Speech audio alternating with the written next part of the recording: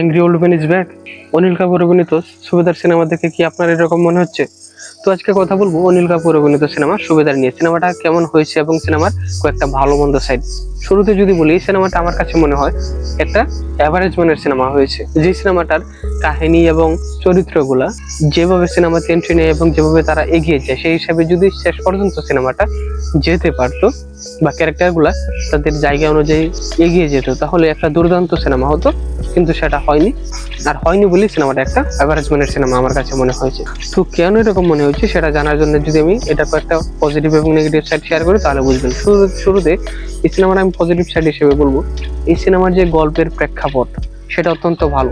কেননা সিনেমার কন্টেন্ট যেটা, যে একটা জায়গায় যারা বালু মাফিয়া রয়েছে, যারা নদী খনন করে বালু উত্তোলন করে অবৈধভাবে, সেই বালুগুলা বিভিন্ন জায়গায় চালান করে দেয়। যতটুকু না তারা করার কথা, এর চেয়ে বেশি উত্তোলন করে, যে কারণে এগুলা কি অন্যান্য মানুষের ক্ষতির কারণ হয়ে দাঁড়ায়।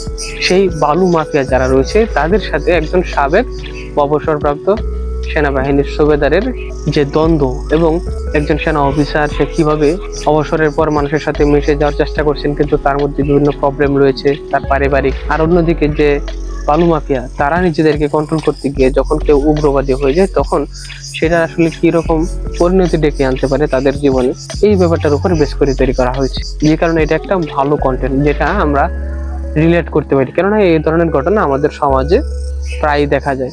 আর এই প্লটের জন্য বেশ কিছু চরিত্র নিয়ে আসা হয়েছে যেগুলো অত্যন্ত ভালো। যেমন প্রধান চরিত্রে আমরা পাই অনিল কাপুর, এর ছাড়া রয়েছে তার মেয়ে চরিত্রে রাধিকা মদন, বন্ধু হিসেবে সৌরভ শুক্লা, এবং নেগেটিভ শেডের ক্যারেক্টারে আমরা মূল ভূমিকায় দুইজন পাই। যদি আর ছাড়া ক্যারেক্টার রয়েছে, একটা হচ্ছে আদিত্য রাওয়াল এবং আরেকটা হচ্ছে ফয়সাল মালিক। এরা দুইজন নেগেটিভ ক্যারেক্টার। এর মধ্যে আদিত্য রাওয়াল হচ্ছে উগ্রবাদী ক্যারেক্টার। বলা যায় যে এই সিনেমার প্রাণ যে দুইটা ক্যারেক্টার, অর্থাৎ যে দুইটা ক্যারেক্টারের দ্বন্দ্ব আমরা দেখতে এনজয় করছি বা দেখার সময় এঙ্গেজেবল মনে হয়েছে, সেই দুইটা হচ্ছে সে অনিল কাপুর এবং আদিত্য রাওয়ালের যে দ্বন্দ্ব বা ক্ল্যাশ। কারণ হচ্ছে এই দুইটাই মূলত যত ঝামেলাগুলা পাকায় এবং গল্পকে এগিয়ে নিয়ে যায়। এছাড়া বাকিগুলা কিন্তু যার যার, যেমন ফয়সাল মালিক রয়েছে অথবা সৌরভ শুক্লা, রাধিকা মদন, তারা কিন্তু তাদের জায়গা থেকে কাহিনীটা আগিয়ে নিয়ে যায়। আদিত্য রাওয়ালের যে ক্যারেক্টারটা, সেটা অত্যন্ত উগ্র মেজাজি এবং উগ্রবাদের মতন, যে কারণে সে নিজের উগ্রতার জন্য, নিজের মেজাজের জন্য সে বিভিন্ন ধরনের প্রবলেম ফেস করে। আর অন্যদিকে যেহেতু অনিল কাপুর ভালোভাবে তার অবসর জীবনে মানুষের সাথে মিশতে পারতেছে না, অন্যদিকে তার ফ্যামিলি মেম্বারের সাথে, বিশেষত তার মেয়ের সাথে ভালো সম্পর্ক যাচ্ছে না, এই কারণে সে আরো বিভিন্নভাবে মেজাজের মধ্যে থাকে বা উগ্রতার মধ্যে থাকে। এই কারণে এই দুইটা ক্যারেক্টার মূলত গল্পকে এগিয়ে নিয়ে যায় এবং তাদের যে দ্বন্দ্বটা সেটা তীব্র হয়। আর এই কারণেই আমরা এই সিনেমা দেখার সময় এই দুইটা ক্যারেক্টারের কারণে এঙ্গেজেবল থাকি। আর এছাড়া যে বিজিএম এর কাজ রয়েছে সেগুলো মোটামুটি ভালো মানের, এভারেজ মানের। আর যদি আমি নেগেটিভ সাইডটা বলি, তাহলে বলবো কি, এই সিনেমার যে কন্টেন্ট সেটা অনেক পুরাতন। কেননা এই যে আমি যে বালু মাফিয়ার কথা বললাম, অথবা একজন সাবেক সেনা অফিসারের সাথে একজন মাফিয়ার যে সম্পর্কের দ্বন্দ্ব বা তাদের যে ক্ল্যাশ, এই ক্ল্যাশটা আমরা যদিও এখনো রিলেট করতে পারি, কিন্তু এই টপিকটা অনেক পুরনো। একজন সৎ অফিসার আর একজন মাফিয়ার লোকের সাথে সংঘর্ষ হবে এবং তারা গল্পকে এগিয়ে নিয়ে যাবে, এই জিনিসটা কি মোটামুটি পুরাতন কন্টেন্ট। এটা আমরা একটু নতুন ভাবে দেখছি, যে কারণে কি খুব আহামরি মনে হয় নাই। কিন্তু এখানে আরেকটা জিনিস হতে পারতো, সেটা হচ্ছে যেমন বললাম যে ফয়সাল মালিক, সেই ফয়সাল মালিক যেভাবে নিজের চরিত্রকে বা নিজের ক্যারেক্টারকে গুছিয়ে রেখেছিল বা নিজের যে মাফিয়াগিরি সেটাকে সে কন্ট্রোল করেছে, যে কারণে তার ক্যারেক্টারকে গোছানো মনে হয়েছে। কিন্তু এই আদিত্য রাওয়ালের যে ক্যারেক্টারটা, সেটা সে যেভাবে সিনেমার শুরু থেকে উগ্র হয়, উগ্র মেজাজি হয়, এবং সে যা চায় তাই করতে চায়, এবং সে অযথা মানুষকে বিরক্ত করে, যেটা নর্মালি বড় মাফিয়ারা করতে চায় না বা করে না, সেটা সে করছে। এবং সেটা করতে গিয়ে ক্যারেক্টারের এন্ট্রি থেকে শুরু করে ক্যারেক্টারের মাঝামাঝি পর্যন্ত বা সিনেমার মাঝামাঝি পর্যন্ত মনে হচ্ছে সিনেমার ক্যারেক্টারটা কি অনিল কাপুরের সাথে খুব ভালো দ্বন্দ্ব করবে বা ক্ল্যাশে যাবে, এবং এটা কি খুব দুর্দান্ত ভাবে ক্যারেক্টারের এন্ডিং দিবে।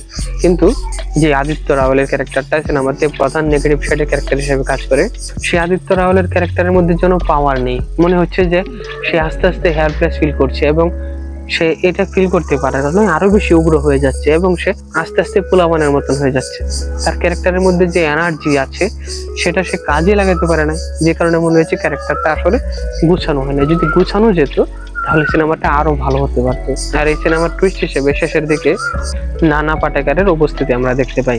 তো সব মিলিয়ে বলবো এই সিনেমাটা একটা ভালো মানের সিনেমা হতে পারতো, কারণ গল্পগুলো এইভাবে এগিয়ে গিয়েছিল এবং প্রত্যেকটা ক্যারেক্টার যার যার জায়গা থেকে ভালো পারফরমেন্স করেছে। ব্যাপারটা হচ্ছে আমরা যখন কোনো সিনেমা দেখি তখন সিনেমার কন্টেন্ট এটা নতুন নাকি পুরাতন এটা আসলে এত বেশি ম্যাটার করে না। ম্যাটার করে যে এটা আমরা যখন দেখছি তখন আমরা ক্যারেক্টার গুলো যেগুলো দেখছি সেগুলাকে এরকম মনে হচ্ছে যে সে ক্যারেক্টার অনুযায়ী কাজ করছে, অথবা দেখার সময় কি আমরা এঙ্গেজ হতে পারছি, নাকি মনে করতেছি যে এটা আসলে ভালো উপস্থাপনা দেয়নি।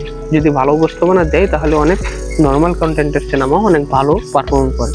আর এখানে একটা ভালো কন্টেন্ট এবং ভালো পারফরমাররা রয়েছে, কিন্তু কাহিনীগুলা ভালো করে আগায় নাই, কেননা সিনেমার চরিত্রগুলা সিনেমা অর্ধেক যাওয়ার পর দুর্বল হয়ে গিয়েছিল।